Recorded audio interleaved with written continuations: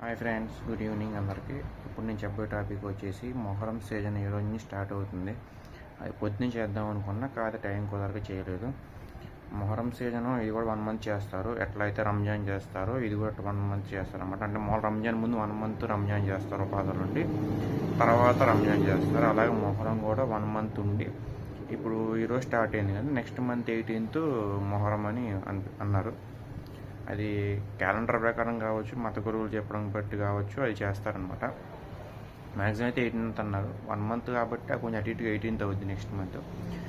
So Muharram ఒక దానికి గుర్తు లేదు, కొంచెం సాడ్ పండుగ అంటారు. కొంతమంది చేస్తారు, కొంతమంది చేయరు. అది మామూలు రంజాన్ బక్రీద్ అయితే ఎక్కువ మంది చేస్తారు ముస్లిమ్స్. మొహరం గురించి మీకు ఎంతమంది తెలుసు, దీని గురించి ఇంక ఇన్ఫర్మేషన్ తెలుసు ఖచ్చితంగా కామెంట్ సెక్షన్ చెప్పండి.